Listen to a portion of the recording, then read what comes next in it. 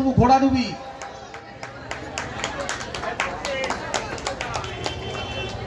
উত্তম মুর্মুর হাতে শাড়ি তুলে দিচ্ছেন মিঠু মজুমদার। তাড়াতাড়ি আসুন, আর নামগুলো বলছি তাড়াতাড়ি আসতে হবে।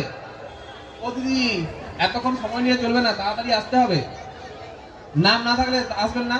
পদ্মা মুর্মু চলে আসুন, ললিতা মুর্মু, ধনী মুর্মু, দেবী মুর্মু, এরা কেউ নেই। রূপালী মুর্মু, আদরি মুর্মু, রবিবালা মুর্মু, সুচিত্রা মুর্মু, ঝুম্পা মুর্মু, ফুলটুসি মুর্মু, জ্যোৎস্না মুর্মু, কবিতা মুর্মু। শাড়িগুলি তুলে দিচ্ছেন মিঠু মজুমদার মহাশয়া।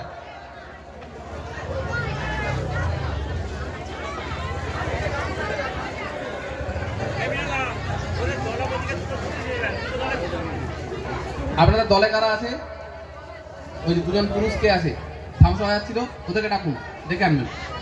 আচ্ছা, ঘোড়াডুবি গ্রামের যে দল, তাতে যে ধামসা বাজাচ্ছিলেন কে আছেন, তিনি মঞ্চে আসবেন।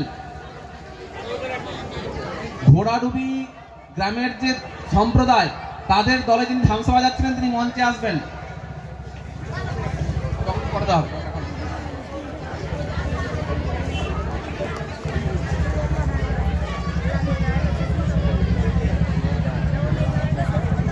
এরপরই আমরা গীতি আলেখ্যের অনুষ্ঠানে যাব। গীতি আলেখ্যের মঞ্চ একটু সাজিয়ে নিতে হবে। কদুরপুর থেকে যারা এসছেন একটু দয়া করে আসুন। আপনারা আমাদের মাইক ম্যান আছেন, আপনাদের মতো করে মঞ্চটা সাজিয়ে নিন। দিয়ে চলুন, শাড়ি বিতরণ পিছন দিকে হবে। আচ্ছা ঠিক আছে,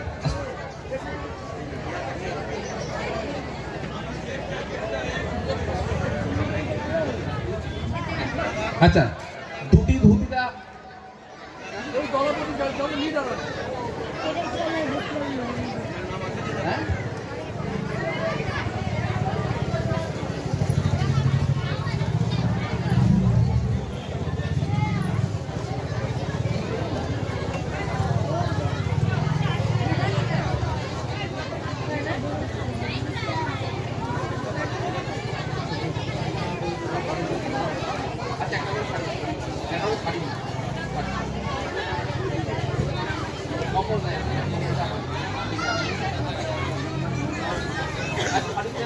মা আসতে পারলে শাড়ি।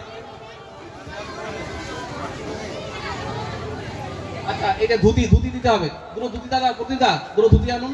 ওনাদের দলে ধুতি আছে দলপতির জন্য। কোথায়? ঘোড়াডুবি গ্রামের দলপতি ধামসা বাজিয়েছেন উনি, তাকে ধুতি দেওয়া হলো।